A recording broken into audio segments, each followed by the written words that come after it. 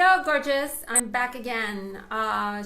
She went from where is she to God, we can't get rid of her. Anyway, I have been wanting to do this video for a while now, and I just haven't had the chance. But here it is.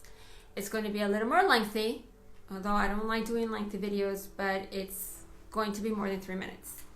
I wanted to do it because I've been getting repeated questions, emails, and messages from my friends, from my clients, and from people I haven't spoken to in a while asking me the same question. What's going on? I have questions like, I am lost, I need to find my path, can you please help me? What does 2019 have in store for me? Will there be good news because 2018 was horrible? Why do I feel stuck? Nothing is moving. Will I ever find love? Will I ever find my one and true love? Love, love, love. A lot of love letters, a lot of questions about love, relationships, more than usual. But this time it was different because it's coming from a place of not so much, oh, when am I going to find my soulmate? And am I ever going to get married? I still get those, but it's more about the essence, about pure love, about finally feeling comfortable with a partner and with ourselves. I had a friend who sent me a message, and I found it extremely interesting because she writes that she's had a lot of people around her that have been questioning their value, their sense of worth, and these are strong women, which is what prompted her to reach out to me. Many people around me are struggling currently, many strong and beautiful women of wide range of ages who are questioning their value, their worth, and are believing that they are not valuable and important. I found that really interesting because it kind of resonates with the questions I've been getting, not just from my clients, but from my friends and the discussions that I've been having. So what's happening? What's going on? Why is this happening to us? Why are we feeling this way? Well, I know I'm going to sound like a broken record, but I did say in 2018 that it was a karmic year. So a lot of the stuff that was lying beneath the surface came out to be cleared. And a lot of strange and wonderful things occurred in 2018, but also we had to face much of our fears, and we had to make decisions that we might have not liked, and some people left. And that kind of shook us. And then Uranus moved from crazy Aries to grounded Taurus. And I've talked about this before, but it went into retrograde and it went back to Aries. So it was, again, that crazy energy of things being shaken. Uranus shakes things in order for you to get out of your comfort zone and find the things that are valuable, that are important, that you're passionate about, that you want to move forward with. And now as it re-enters Taurus, it brings us a huge shift about our values. Again, 2019 is about values and faith. I've been saying this for a while. And so it forces you to ask very difficult questions about your life, about your relationships, not just romantically, but also with your family, your friends, your co-workers, the relationship with yourself, the relationship with the things that you once thought were important and no longer are. So then we have Chiron that moved from Pisces to Aries. And now we're not in the old poor me. And now we are rolling up our sleeves. But here's what happens when you're in that little in-between space of, oh my God, it's been so painful and I am still raw. And now I know I have to do something, but because I'm still kind of confused and lost because of everything that I went through and everything that I've had to face, and maybe even health issues. The Pisces is the 12th house and rules hospitals and so on, we are a bit confused, hence feeling stuck. It's a new beginning, a new period for healing. I feel that many of us are struggling with our sense of self-worth because we have been programmed to be a certain way. And now those programs are kind of falling away. There's a huge transformation.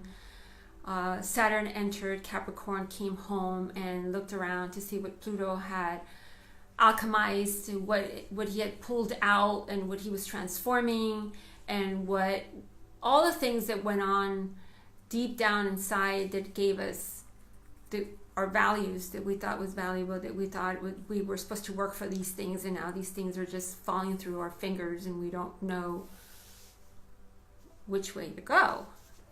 But Saturn is starting the reconstruction. So that's where we are. We're in a reconstruction period.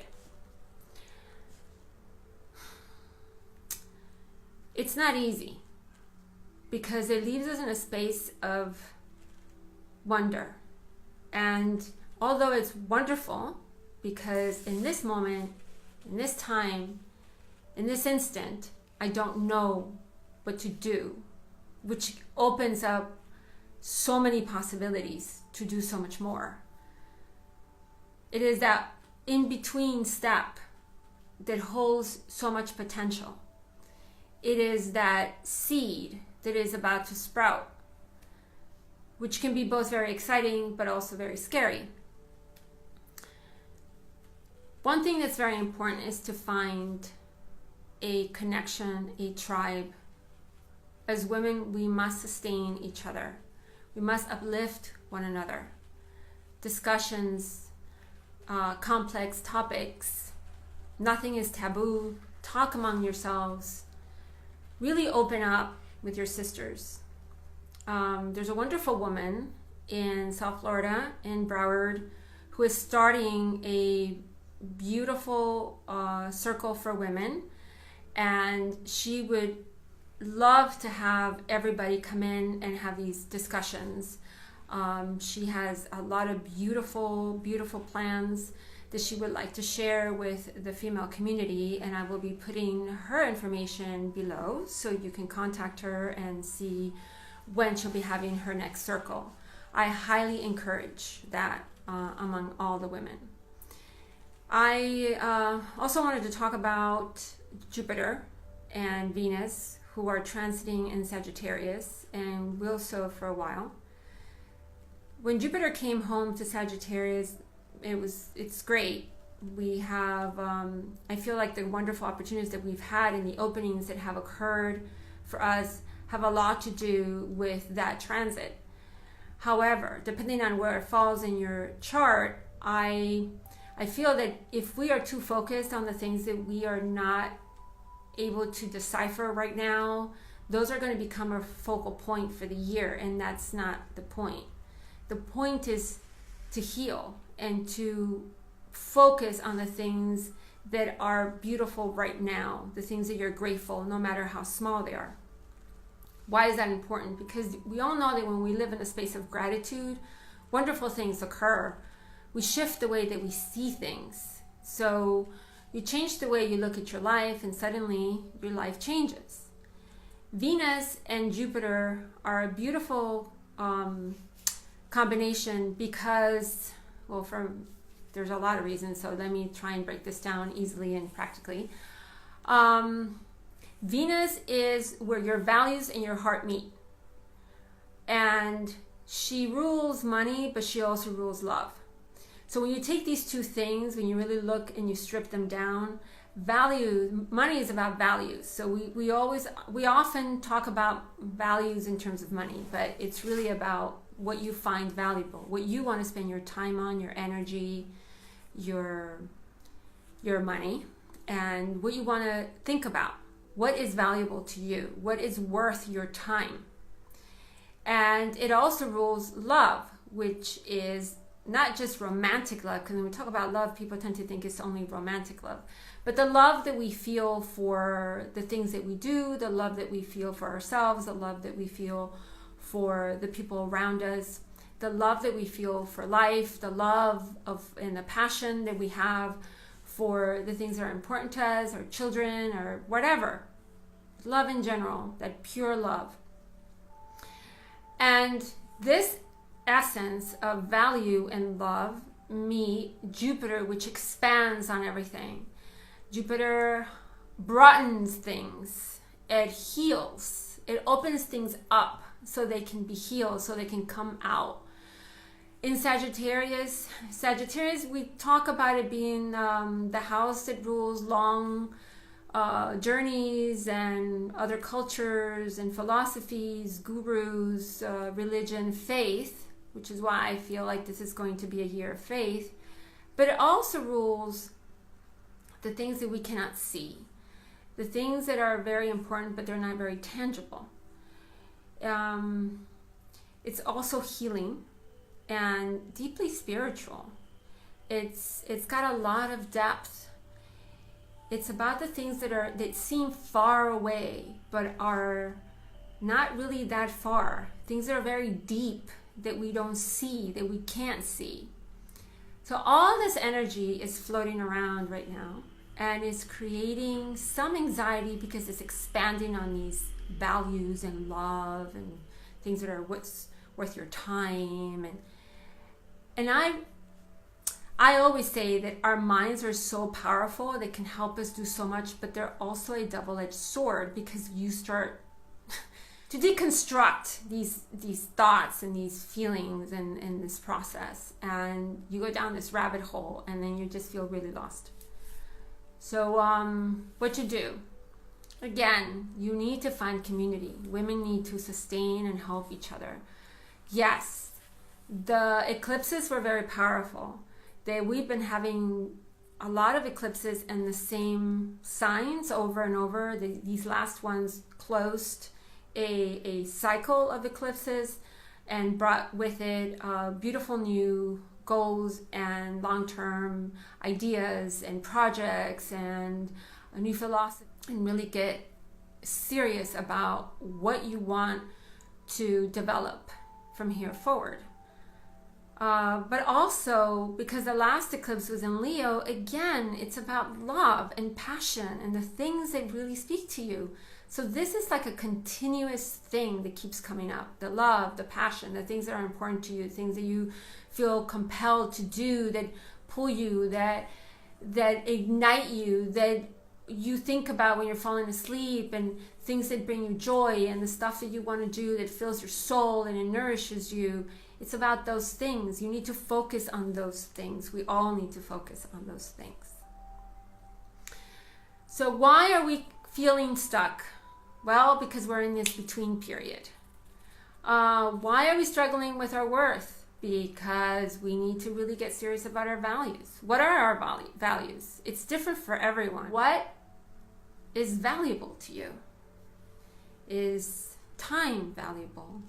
Is money more valuable? Is love more valuable? Is spending time with your family more valuable?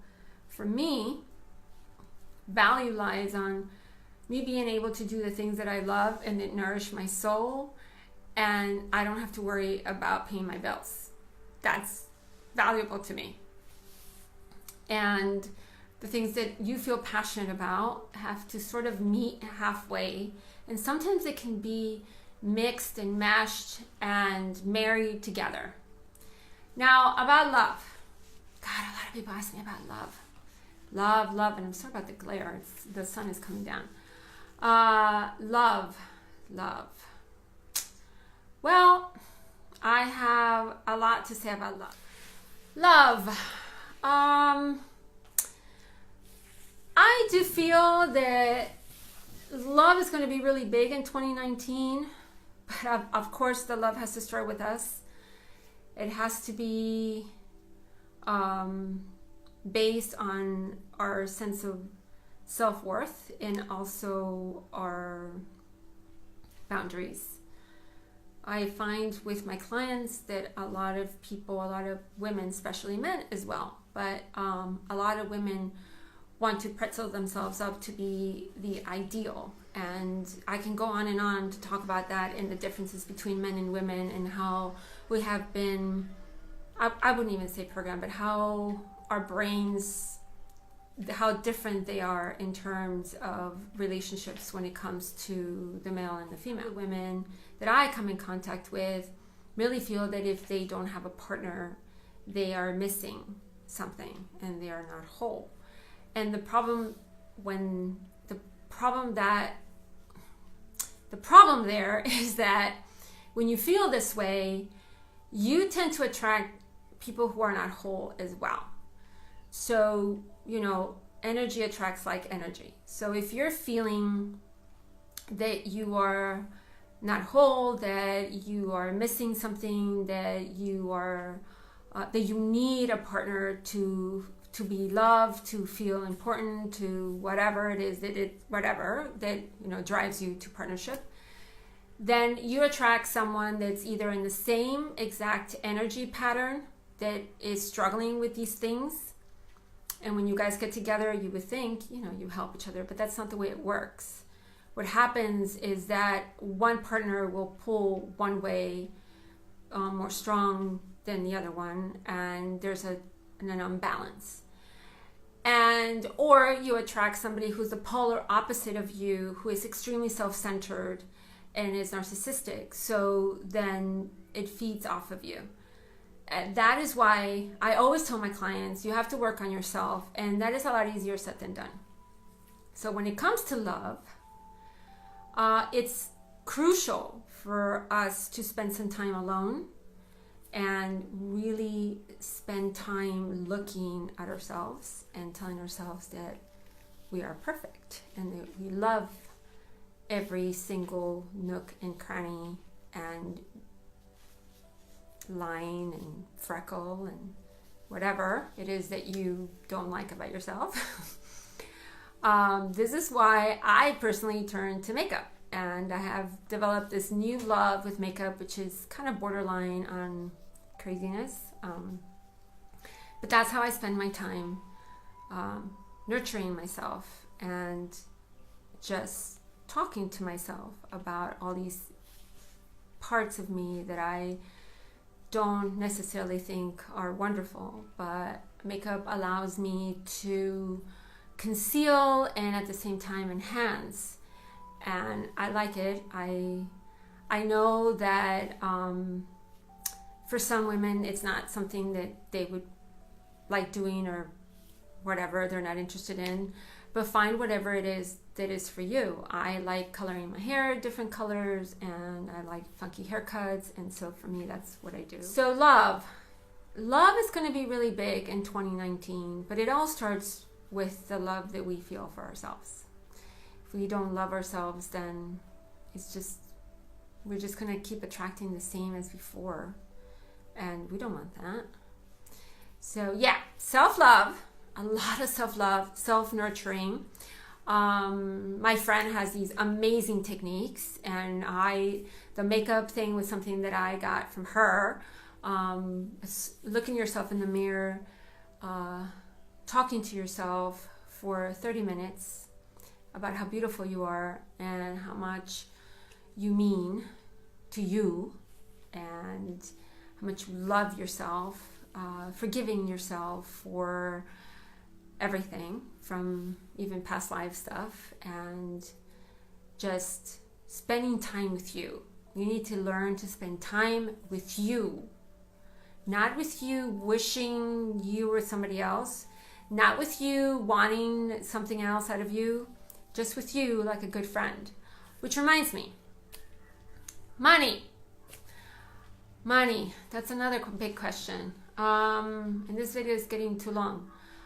Money is going to take a different look for many of us this year. I do feel that it's going to flow more abundantly in 2019. If you've been struggling with money, things are going to change. That's just, I feel something in my core of that. And it's deeply connected to love. Once there's this connection between the passion, the self-love, money will begin to flow. it's almost as if our sense of value is completely linked into how we love ourselves. Well, obviously it's linked, but we really haven't made that connection at a deep level. So having said that, I think that's enough for today. I hope I didn't ramble too much, and I hope it made sense to you. If you have any questions, please feel free to reach out. I am going to place the link information for my friend below. Her name is, well, I call her Tess. That's her craft name. But her name is Christine, and she's amazing. She's really, really cool. And I hope to talk to each and every one of you pretty soon. I'll be doing more of these videos. One, because I have a lot more time and space to do it. And second, because it's also a way to feel connected to everybody back in the US. A lot of kisses, a lot of hugs. I miss everyone. I love you all. Thank you for watching, and stay beautiful, stay gorgeous, and love yourself immensely.